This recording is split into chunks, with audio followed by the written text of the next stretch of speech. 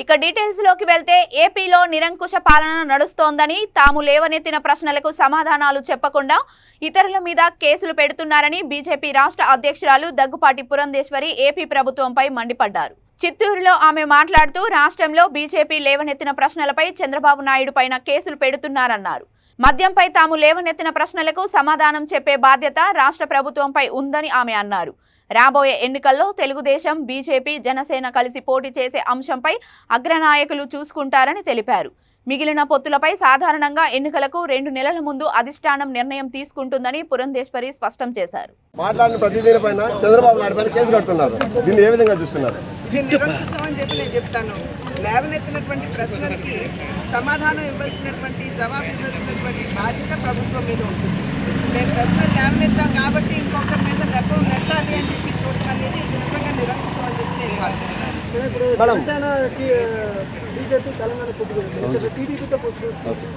అది మా అగ్రనాయకులు నిర్ణయించాల్సినటువంటి విషయం.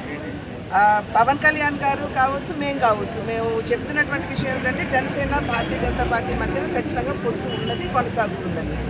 ఇంకా మిగిలిన పొత్తులు అంటారా, అది సమయానుకూలంగా, సాధారణంగా పొత్తులు అన్నవి ఎన్నికలకి 1-2 నెలల ముందే నిర్ణయం జరుగుతుంది కనుక ఆ సమయం వచ్చినప్పుడు మా అగ్రనాయకత్వం దాని మీద నిర్ణయం తీసుకుంటాం. మేడం ఇసుక పైన 2000 కోట్లు తింటుంది వైసీపీ ప్రభుత్వం మీరు ఆరోపిస్తున్నారు.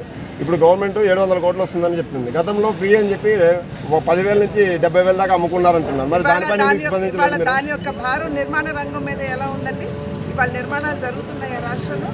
రోడ్లు కావచ్చు, భవనాలు కావచ్చు, ఎక్కడన్నా కావచ్చు, అసలు నిర్మాణం అనేది జరుగుతుందా? 35 లక్షల నుండి 40 లక్షల భవన నిర్మాణ కార్మికులు వాళ్ళ కుటుంబాలు వాళ్ళ రోడ్ల పాలయ్యాయి.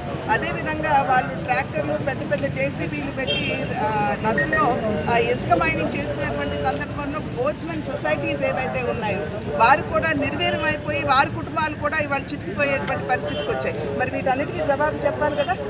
మేడం గతంలో 8 లక్షల కోట్లు వస్తుంది చంద్రబాబు ప్రభుత్వం ఉన్నప్పుడు, ఇప్పుడు 11 లక్షల కోట్లు వస్తుంది. ఆదాయం పెరిగినట్ట తగ్గినట్టు మేడం? అంటే మీరు ఆదాయం పెరిగిందని చెప్తున్నారు, కానీ రెండో పక్కన రేషన్ కార్డులు అండి, రేషన్ కార్డులు మరి అది కూడా, దానికి కూడా సమాధానం చెప్పాలి కదా.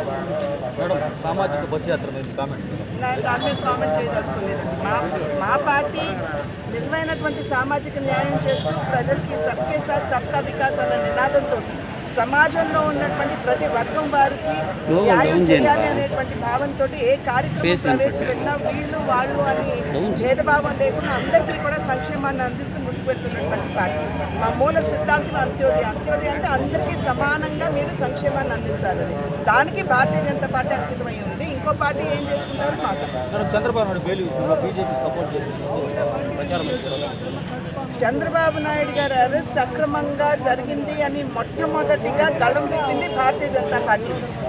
వారి పేరు ఎఫ్ఐఆర్లో లేకుండా, వారికి నోటీసులు ఇవ్వకుండా, వారి దగ్గర నుంచి అసలు ఎటువంటి ఎక్స్ప్లెనేషన్ తీసుకోకుండా వారిని ఉన్న పళంగా రాత్రిపూట అరెస్ట్ చేయడం అనేది అక్రమం అని చెప్పి మొట్టమొదటిగా గళం పెట్టిందే భారతీయ జనతా పార్టీ.